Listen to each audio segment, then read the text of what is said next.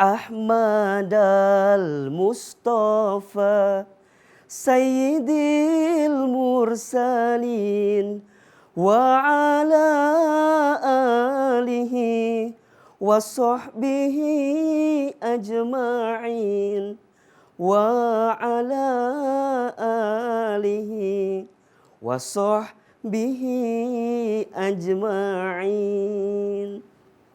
Bismillahirrahmanirrahim. Assalamualaikum warahmatullahi wabarakatuh. Alhamdulillahirabbil alamin. Alhamdulillahilladzi anzala as-sakinata fi qulubil mu'minina liyazdadu imanan ma'a imanihim. Asyhadu an la ilaha illallah wahdahu la syarikalah wa asyhadu anna Muhammadan abduhu wa rasuluh. Allahumma shalli wa sallim ala rasulillahi Muhammadin sallallahu alaihi wasallam wa ala alihi wa ashabihi wa man tabi'ahum bi ihsanin ila yaumiddin. Ustaz Danu, Mas Bobi yang dirahmati Allah, dan juga pemirsa Siraman Kolbu MNC TV yang dicintai oleh Allah. Setiap manusia yang hidup pasti akan diuji oleh Allah dalam kehidupannya. Semakin dia hidup, semakin dia akan diuji. Musibah itu sesuatu yang niscaya akan datang dalam diri setiap manusia yang hidup. Sebagaimana Allah Subhanahu wa taala sampaikan dalam Al-Qur'an di surat Al-Baqarah ayat 155 dan juga 156. Kata Allah, a'udzubillahi minasyaitonirrajim, walanabluwannakum bisyai'im minal khaufi wal ju'i wa naqsim minal amwali wal anfusi wath thamarati wabashshiris sabirin alladzina idza asabathum musibah qalu inna lillahi wa inna ilaihi rajiun. Dan pasti kami akan menguji kamu sekalian dengan hati yang gelisah, dengan perut yang kelaparan, dengan harta yang kekurangan, dengan jiwa yang digoncang, serta banyak harapan yang barangkali tak nampak dalam kehidupan. Dan ketahuilah, kata Allah, jika engkau diuji dengan ujian-ujian itu, Allah sedang berikan kabar gembira. Bagi siapa? Orang yang sabar. Siapa orang yang sabar itu? Orang yang ketika ditimpa musibah, dia adalah orang yang mengatakan, sesungguhnya ini datang dari Allah dan akan kembali kepada Allah. Cahaya di tengah musibah. Hikmah di tengah musibah. Kadang sesuatu yang kita anggap buruk, padahal di dalamnya ada kebaikan yang sedang Allah hadirkan dalam kehidupan kita. Ketika kita ditimpa musibah, jangan fokus dengan musibahnya, tapi fokuslah dengan sikap kita terhadap musibah tersebut. Kalau ada orang yang ikutan tes, kemudian ada soal, tiba-tiba dia ikut dan gak lolos hasilnya. Jangan salahkan soalnya, karena soal gak pernah salah. Tapi salahkan jawaban kita terhadap soal-soal yang diberikan itu. Maka di ayat lain, di surat Al-Mulk ayat 2 Allah sampaikan kepada kita, Alladzi khalaqal mauta wal hayata liyabluwakum ayyukum ahsanu amala wa huwal azizul ghafur. Dialah Allah yang menciptakan kematian kehidupan. Maknanya Allah yang hadirkan skenario dalam kehidupan kita. Sebagai apa? Liyabluwakum, sebagai ujian untuk kamu sekalian. Apa yang ingin Allah lihat? Ayyukum ahsanu amala. Siapa yang paling baik sikapnya terhadap ujian itu.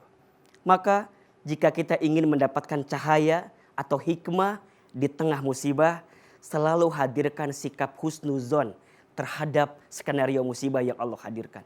La yukallifullahu nafsan illa wus'aha. Allah tidak akan mungkin memberikan beban sebesar apapun musibah dalam kehidupan kita, kecuali sesuai dengan kemampuan kita. Bukankah kita merasa kalau sedang dikasih musibah, doanya lebih khusyuk? Bukankah kita kalau sedang dikasih musibah, sujudnya lebih lama? Maka di saat yang bersamaan, kita sedang mendapatkan kebaikan.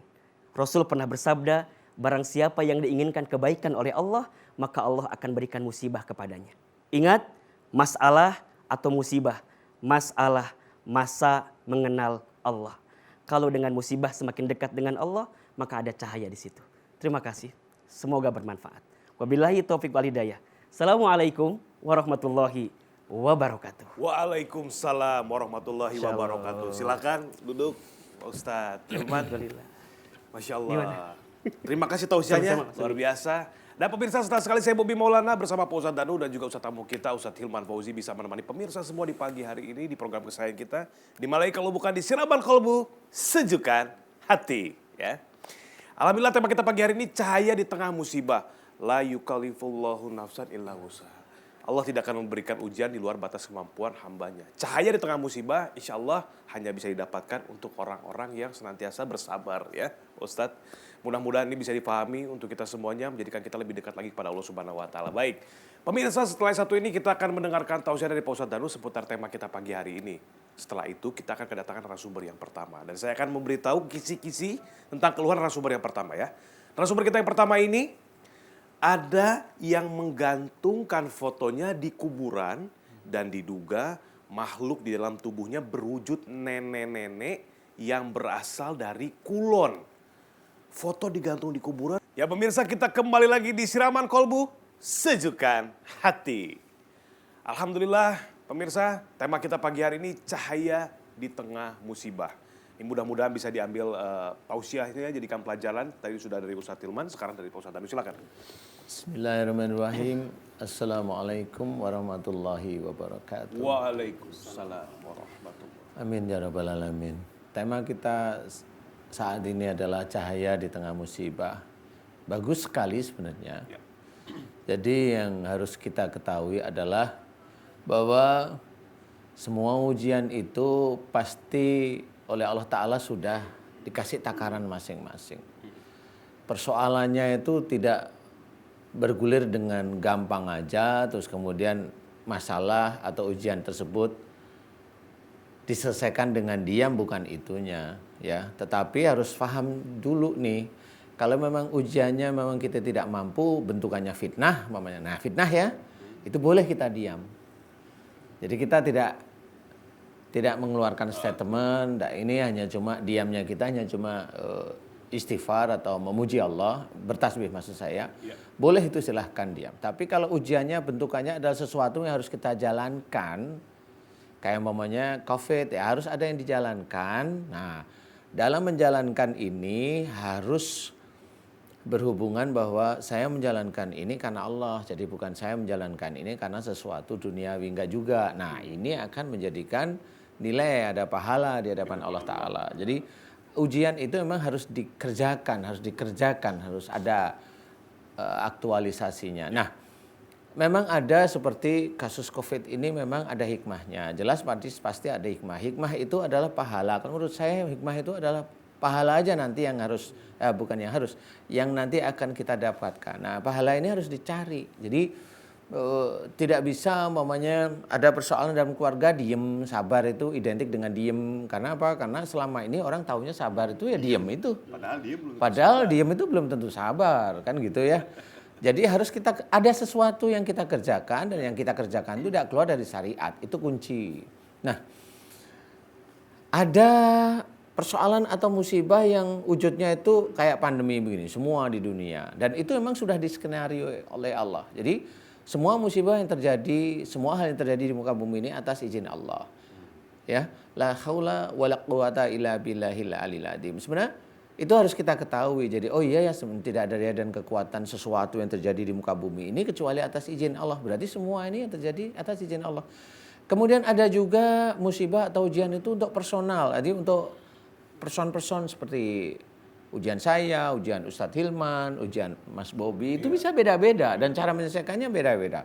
Nah, ini juga sama, yang bisa menyelesaikan adalah kalau kita kembali ke jalan Allah Ta'ala. Ujian itu memang dipergunakan untuk meningkatkan keimanan. Apa yang dikatakan Ustadz Hilman itu tadi sudah betul. Jadi pada waktu seseorang itu terkena ujian, dia harus mengerjakan ujian tersebut karena Allah. Kemudian nilai itu nanti yang diperhitungkan. Karena ada orang sebenarnya Allah sudah menakar ujian tersebut itu cukup, tapi dia tidak bisa menjalankan. Kenapa nggak bisa menjalankan? Karena nafsunya yang nomor satu muncul. Karena emosinya yang muncul. Nggak akan lulus. Walaupun dia diam tapi keluar nafsunya, nggak akan lulus. Karena pada waktu diam padahal ujiannya harus dikerjain, ya nggak lulus. Mensikapinya dia harus paham. Ya. Jadi pada waktu menyikapi itulah nanti Allah baru meningkatkan iman kalau dia lulus. Kalau menyikapinya salah, ya nggak lulus. Tetap nggak akan lulus. Gerutu, ya nggak akan lulus. Jadi pada waktu dikasih ujian oleh Allah Ta'ala, kelaparan, dia gerutu, nggak akan lulus. Dikasih ujian oleh Allah Ta'ala, ketakutan, dia gerutu, ya nggak lulus.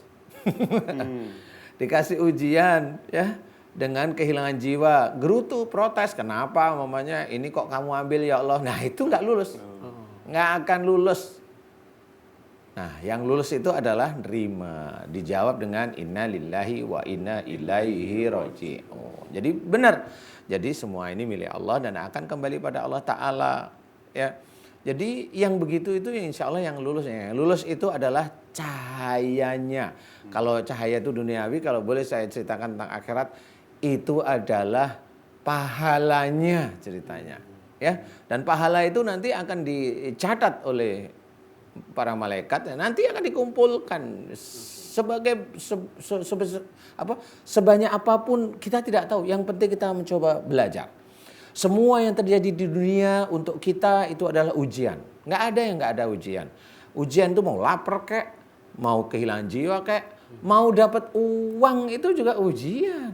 Dapat suami yang ganteng ujian, dapat suami atau istri yang soleh atau soleha itu juga ujian. Juga. Jadi kalau kita banggain pasangan kita, dosa. Emang nggak dosa? Ini, suamiku itu dia hafal Quran, hebat dia. Nah ini dibangga-banggain, nggak boleh, itu fasik namanya. Fasik ya Bos. Itu harus sadar bahwa itu kalau dibanggain terus sama, fasik. Wah anak saya itu hebat, dia selalu nggak pernah belajar tapi kalau ujian lulus terus gini. Di mana hatinya dia itu hanya membanggakan anak fasik. Udah dianggap oleh Allah Ta'ala untuk hal tersebut, orang tersebut kafir. Ya kita harus tahu yang seperti itu. Jadi semua itu ujian. Nah ini kita harus sadar. Tidak bisa kita membanggakan siapapun. Tidak bisa kita melihat ujian itu dengan belajar yang baik. Semua yang terjadi ini ujian. Seseorang yang menjadi pendakwah, ujian di dakwahnya. Seseorang menjadi guru, ujian di gurunya. Seorang menjadi menteri, ujian. Seorang di anggota DPR, ujian. Seorang yang menjadi presiden, ujian bagi dia. Apa keputusannya? Kalau itu untuk masyarakat luas, persoalannya bukan selesai. Ini saya bangga bisa. Enggak. Selesainya nanti kalau di akhirat sudah dicatat. Apakah itu memang betul masuk kriteria di jalan Allah di syariat? Atau keluar jalur? Yang tahu nanti di akhirat. Bagaimanapun, siapapun termasuk saya. Makanya kita harus belajar bagaimana kita tetap menganalisa, kemudian mencoba ada di syariat Allah, sehingga apa yang kita kerjakan tidak salah di hadapan Allah Ta'ala. Tidak salah di hadapan Allah. Persoalan ada orang yang melihat salah, itu hanya beliau belum paham aja. Tapi tetap tersenyum. Makanya kalau ada fitnah, diamkan aja. Mudah-mudahan ini menjadi pelajaran yang baik. Amin. Karena memang banyak hal yang belum terbuka. Betul, Pak Ustaz. Harus kita fahami. Betul.